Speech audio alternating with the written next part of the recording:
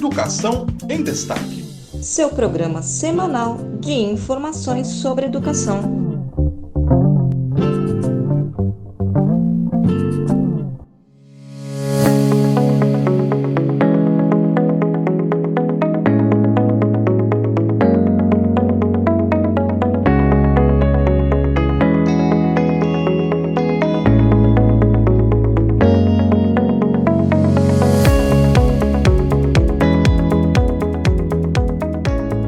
Senhor presidente, mas eu quero também anunciar aqui uma segunda questão importante, que é a vitória dos servidores públicos neste momento e nesta semana aqui em Brasília, onde eles vão comemorar que o governo não conseguiu nos impor a PEC 32 da reforma administrativa. Lembrem-se que Paulo Guedes veio aqui com aquela sua empáfia, o presidente enviou para cá uma emenda constitucional e disse que faria a reforma administrativa e que iria desmontar o Estado brasileiro e, a partir daí, a educação e a saúde iriam para a mão de iniciativa privada e a prestação de serviço não seria mais pública. Anunciaram, festejaram, disseram que fariam, disse que tinha granada para botar no bolso do servidor público, mas felizmente os servidores reagiram. E na quarta-feira nós faremos um grande ato comemorando que a PEC 32 não foi aprovada. Este foi um trecho do pronunciamento do deputado federal Rogério Correia, do Partido dos Trabalhadores de Minas Gerais, anunciando a comemoração que seria realizada pelos servidores públicos pela não aprovação da PEC 32, a PEC da reforma administrativa, neste ano de 2021. Olá, eu sou Francisco Domingos e este é o podcast Educação em Destaque, o seu programa semanal de informações sobre educação direto de Brasília. E no programa desta semana nós vamos tratar sobre a vitória, ainda parcial, dos servidores públicos na luta contra a não aprovação da PEC da reforma administrativa, a PEC 32. Nós ouviremos lideranças sindicais de todo o Brasil que falarão sobre como se chegou a essa vitória e sobre o que é possível e necessário fazer para que a vitória se torne definitiva. E a Universidade Federal de Ciências da Saúde de Porto Alegre disponibiliza coletânea de vídeos de poesia no YouTube. Essa é a nossa dica cultural, a nossa dica da semana. Ou se fosse você, não ia perder não, essa dica vale muito a pena. Então fica por aqui porque está começando Educação em Destaque.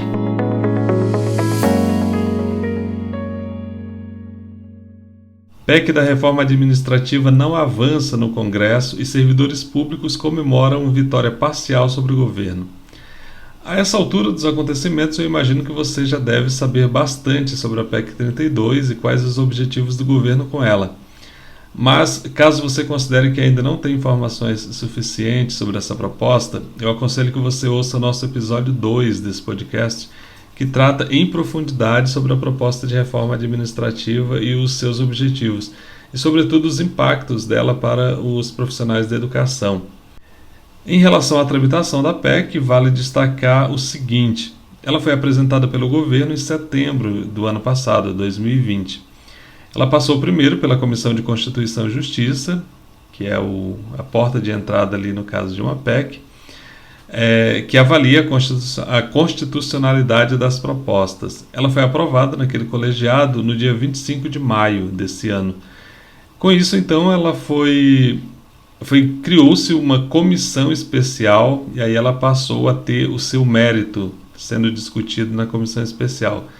Ali aconteceram audiências públicas, muitas sessões de debate e no dia 23 de setembro o texto do relator na comissão especial, o deputado Arthur Maia, foi apresentado, discutido, votado e aprovado por 28 votos a 18. Isso depois de muitas manobras feitas ali pela condução da comissão, até que eles conseguiram a aprovação por 28 votos a 18.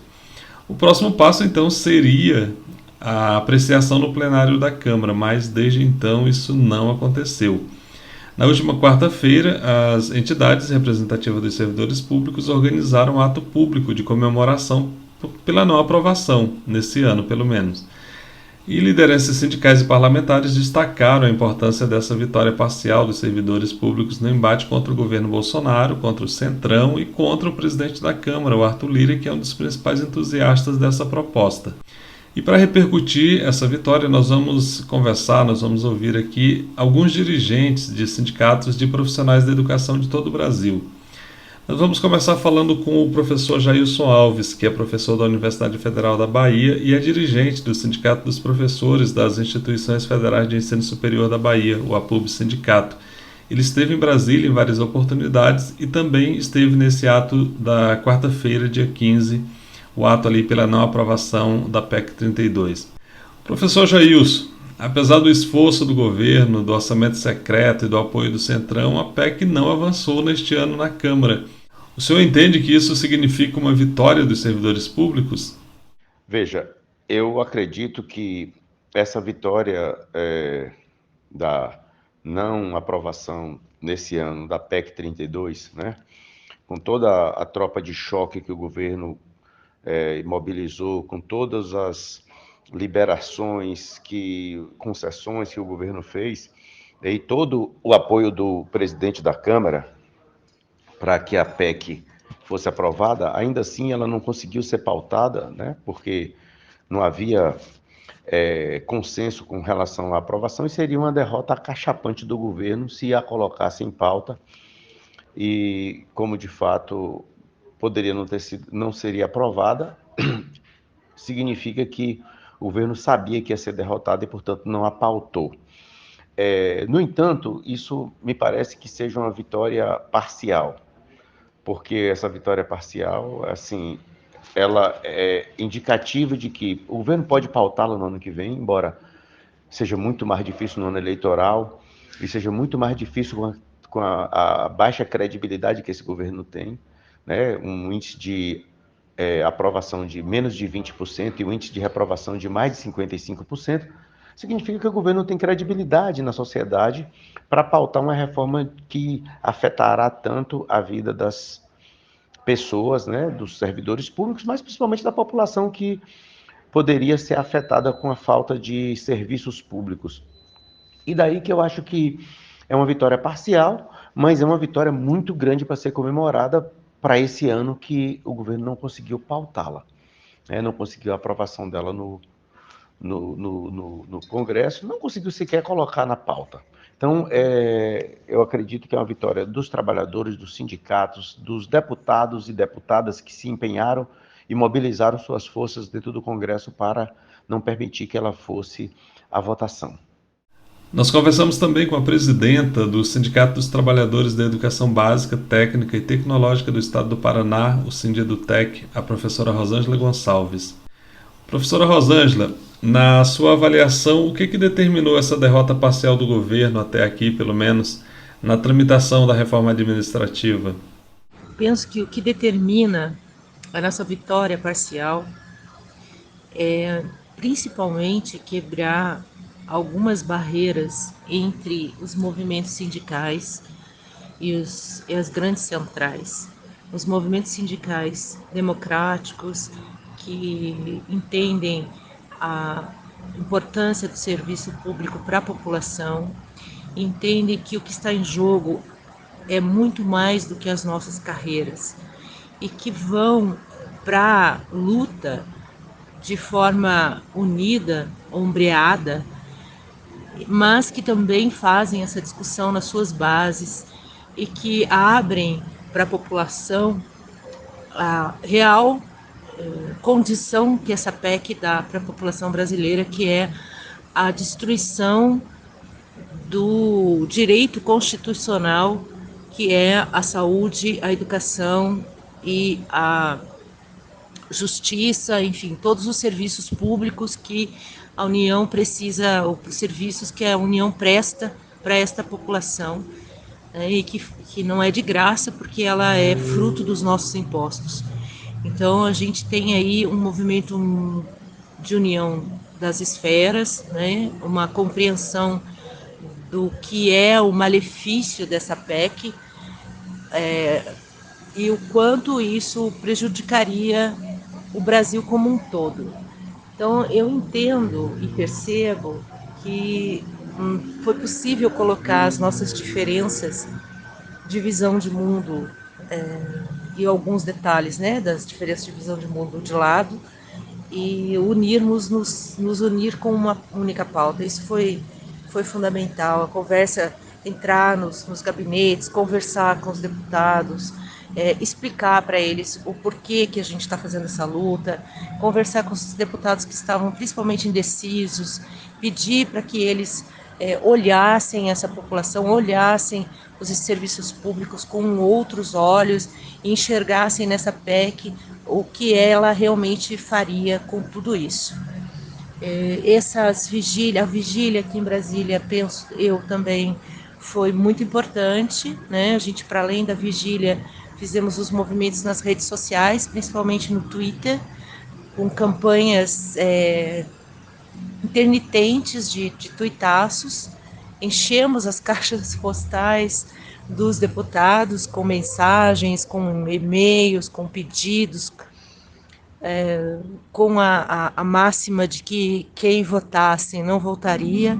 Ano que vem a gente tem aí as eleições, né, para a renovação da Câmara. Eu entendo que mostramos para os políticos que o servidor público está unido, é consciente do seu espaço político e entende a sua necessidade enquanto servidor da pátria, enquanto servidor dos serviços públicos, principalmente de qualidade.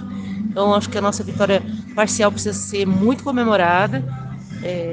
Entendo que a gente pode fazer mais e continuar, né? Acho que o ano que vem tem mais um eito aí, mais um pedaço para trabalhar, mas eu acho que estamos próximos de uma vitória total e, se tudo der certo, de uma derrocada deste governo completamente destruidor e fascista, com a possibilidade de eleição de um governo popular, de um governo democrático, de um governo que incorpora a população como parte do seu foco principal.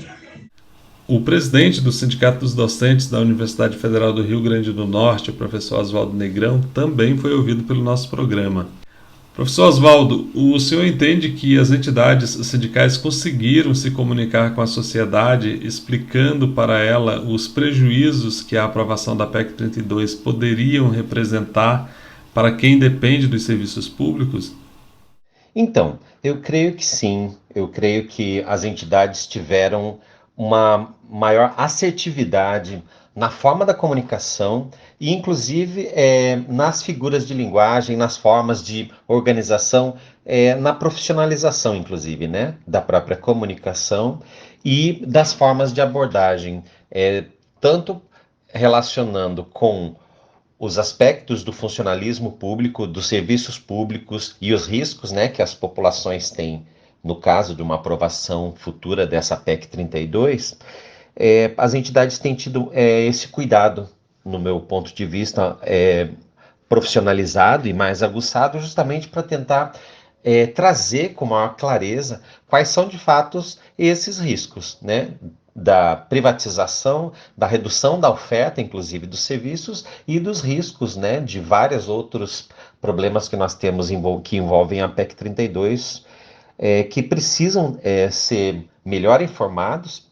E nesse sentido eu acho que nós tivemos um bom ano, né? O ano de 2021, esse enfrentamento da PEC coincidiu com a redução dos indicadores epidemiológicos, então as entidades também começaram a retomar as ações presenciais em Brasília e isso foi de fato um divisor de águas.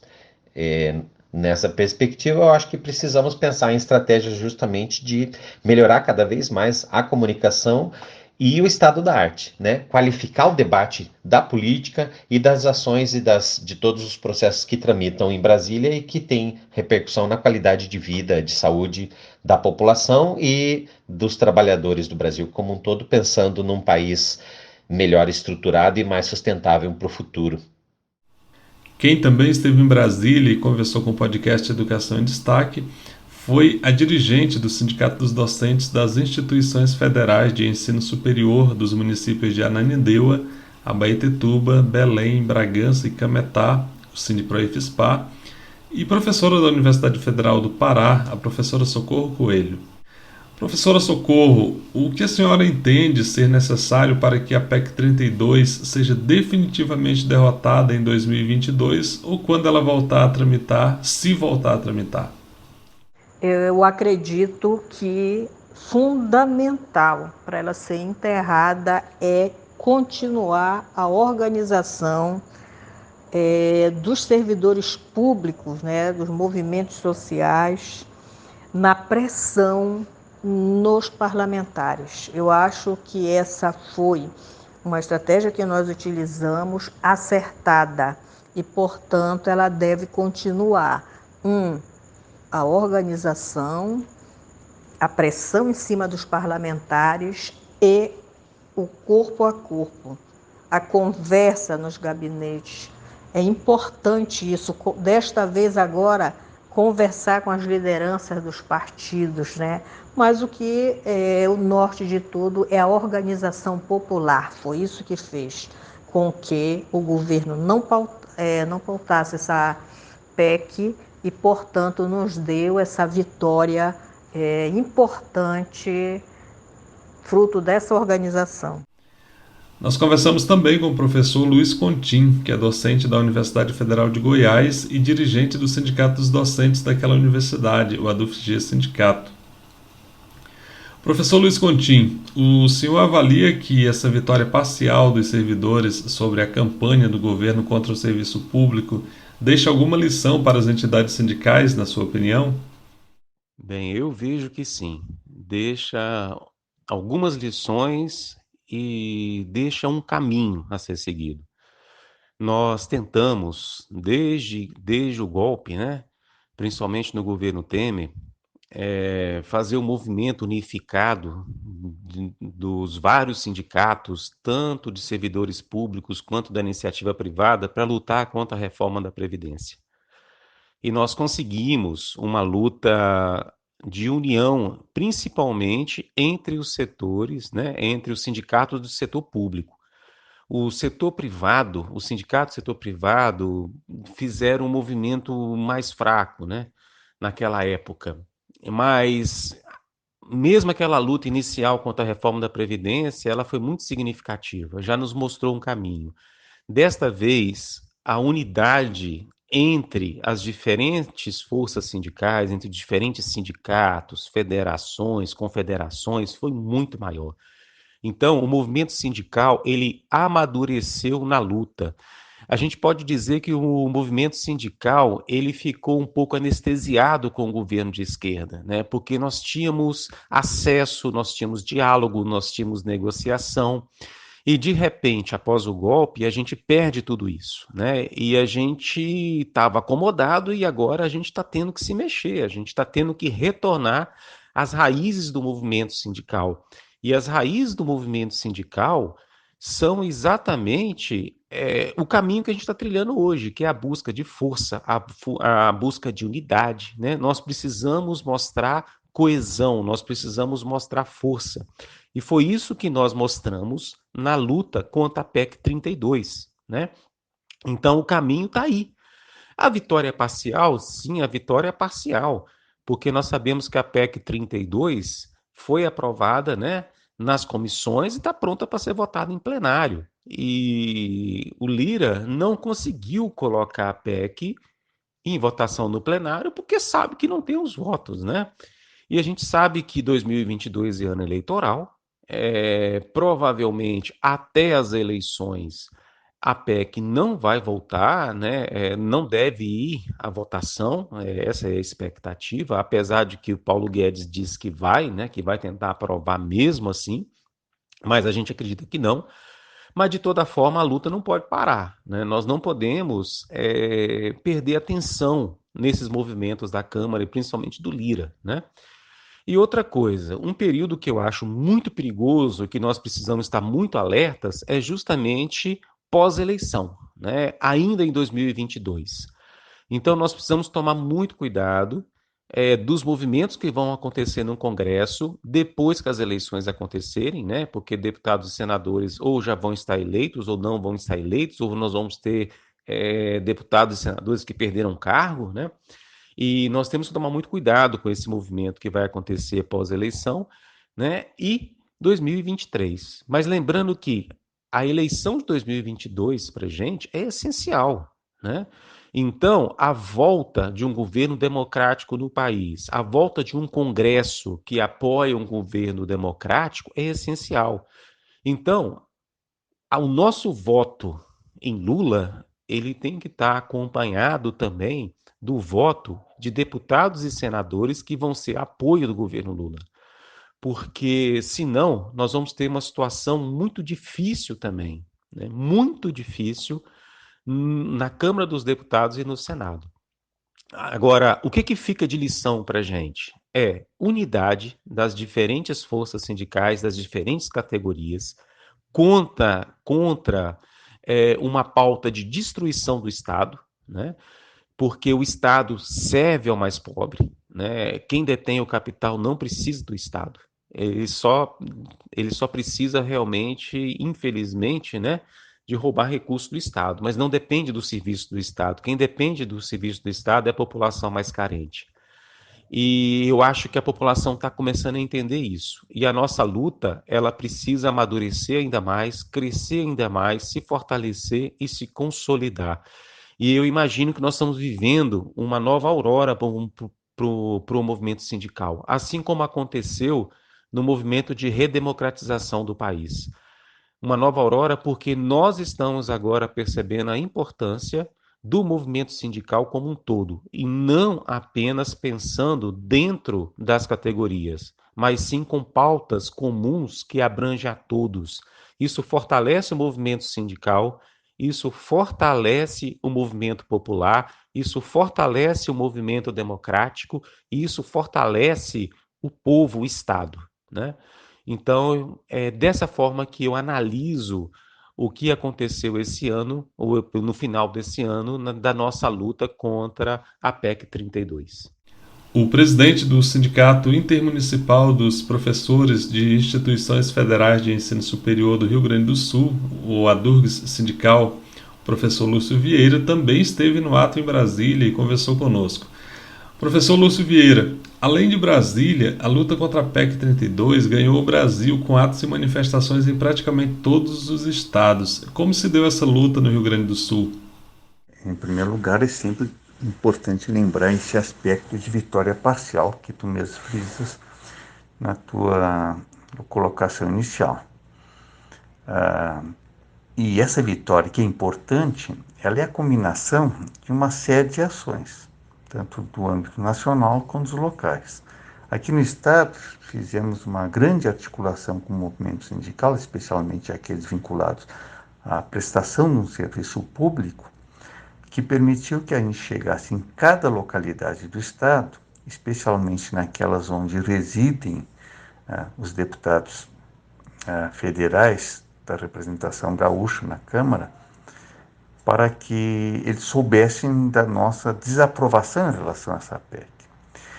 E também participamos aqui de uma audiência pública promovida pela Comissão Especial da Câmara Federal, que foi realizada na Assembleia Legislativa, onde reafirmamos essa posição de contrariedade e, acima de tudo, fizemos chegar a cada um dos deputados da bancada gaúcha a nossa argumentação explicando por que essa PEC era contrária aos interesses nacionais, contrária aos interesses da sociedade, e que, portanto, votar a favor dessa PEC era votar contra o Brasil, era votar contra o povo brasileiro.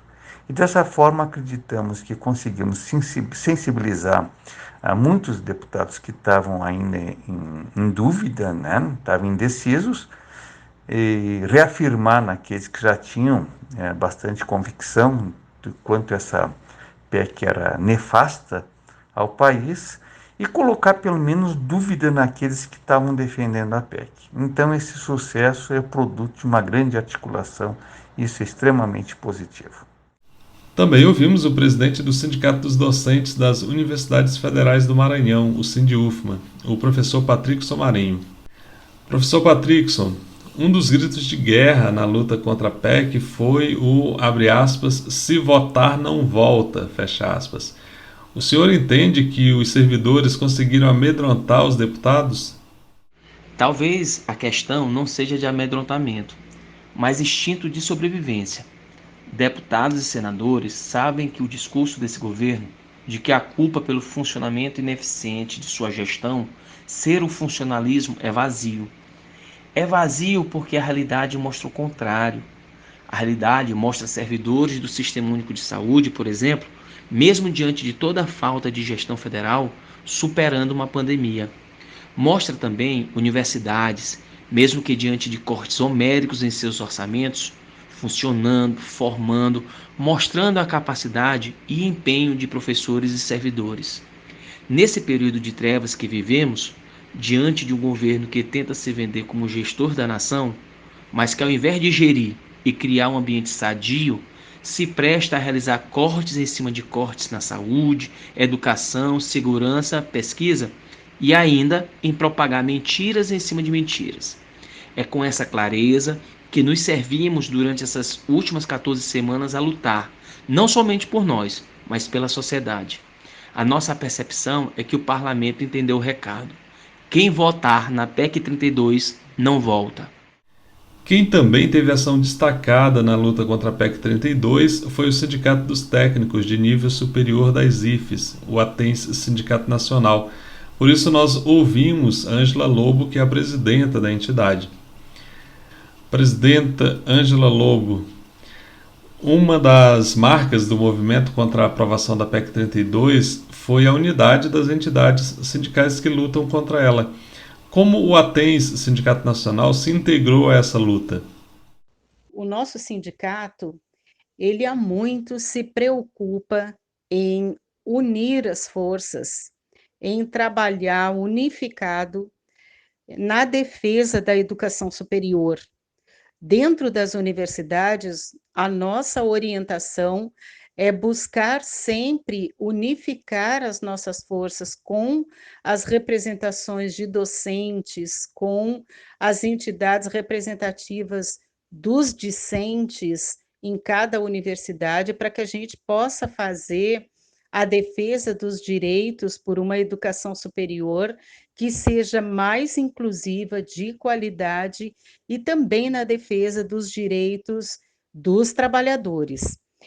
De forma que, quando nos confrontamos com esta batalha da PEC 32 no Congresso, nós já tínhamos construído algumas unidades com entidades importantes em nível nacional, o que facilitou para que a gente pudesse realmente contribuir para fazer essa luta.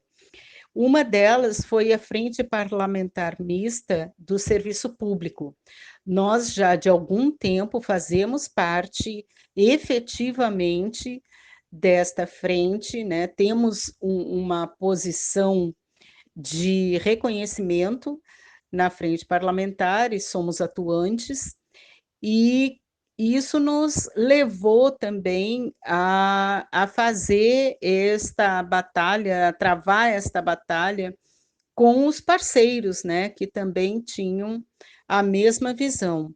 E a outra frente que foi importante foi a nossa central sindical, a Pública Central do Servidor. Com a Pública, nós tivemos voz junto às outras centrais sindicais brasileiras, então o ATENS hoje, inclusive, tem assento na diretoria nacional da Pública, e nos levou a potencializar todas as nossas forças para que estas defesas, né, esses argumentos, para que a gente pudesse estar realmente dentro, né, fazendo as batalhas, participando das discussões, tomando as decisões coletivamente, trazendo a informação para a nossa base, e isso também mobiliza as pessoas, né?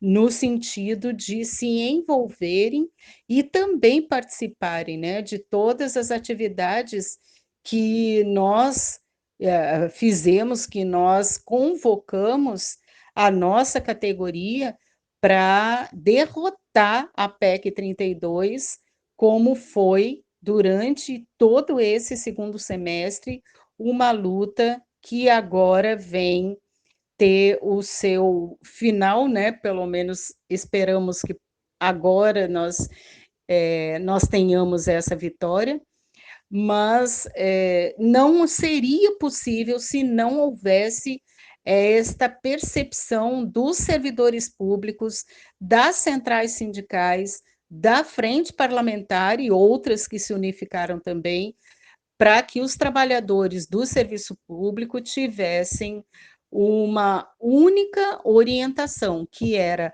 a defesa do Estado, a defesa dos direitos sociais, a defesa das políticas públicas e a defesa dos direitos dos trabalhadores e trabalhadoras do serviço público. Obrigada, um abraço e vamos em frente, continuamos na luta. Para o deputado Bira do Pindaré, que é do PSB do Maranhão, não faz mais sentido falar em reforma administrativa. E ele explica o porquê. Vamos ouvir o deputado Bira do Pindaré. O governo Bolsonaro não tem moral para fazer reforma administrativa nenhuma. Não tem moral para atacar direitos dos servidores públicos.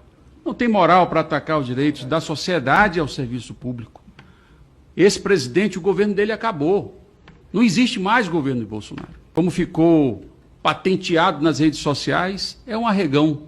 É um sujeito que não tem palavra nem de compromisso. Fez as suas bravatas, seus arremedos, ensaiou o golpe, mas não conseguiu porque não tem amparo popular. Porque o capitão abandonou o seu exército no meio da batalha. Esse capitão não vale de nada. Portanto, não tem moral para coisa nenhuma. Acabou, esse governo encerrou. Não faz mais sentido debater reforma administrativa. Nós temos que discutir o problema do país. Já chega dessa lenga-lenga neoliberal, né, que não leva a gente a lugar nenhum, a não ser a precarização dos serviços públicos.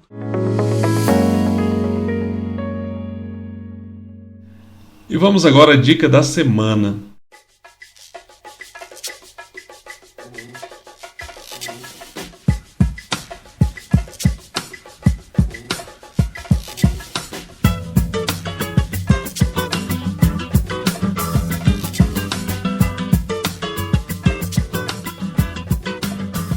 E a nossa dica já está bem em clima de final de ano, em clima de festa, depois de um ano pesado como foi o ano de 2021, sobretudo o primeiro semestre, com os efeitos ali da pandemia. A gente vai sugerir aqui algo bem mais leve. Eu estou falando do projeto Vídeo Poesia do Núcleo Cultural da Universidade Federal de Ciências da Saúde de Porto Alegre. Esse projeto ele foi realizado ali entre os meses de setembro e novembro de 2021. E essa ação estimulou e promoveu a produção criativa de poetas e amantes da poesia, trazendo arte, versos e muita inspiração. O resultado pode ser conferido no canal do Núcleo no YouTube. Eu já conferi, por isso estou recomendando a vocês. Vale muito a pena, é muito interessante, eu gostei bastante. A minha dica é que você acesse o Núcleo Cultural da Universidade Federal de Ciências da Saúde de Porto Alegre, o canal deles no YouTube, e aí você vai poder conferir os 13 videopoemas participantes, que foram divididos em 3 coletâneas. Na primeira coletânea estão os vídeos declamados por Margarete Mazzilli, Carmencita Bento Alves, Débora da Costa e Lígia Ramos.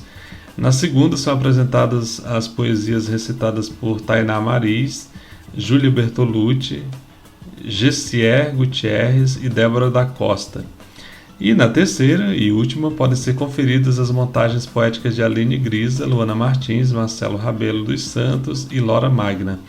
Os poemas são dos próprios criadores dos vídeos e de autores escolhidos por eles. De novo, recomendo, vale muito a pena e para esse final de ano então acho que faz mais sentido ainda.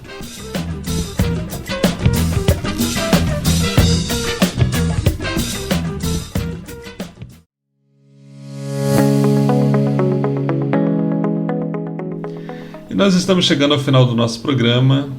Muito obrigado pela sua audiência, espero que você tenha gostado desse programa. Como você sabe, o podcast Educação em Destaque é feito com muita dedicação para você que valoriza conteúdo de qualidade. Mas ele não seria possível sem o apoio dos nossos parceiros.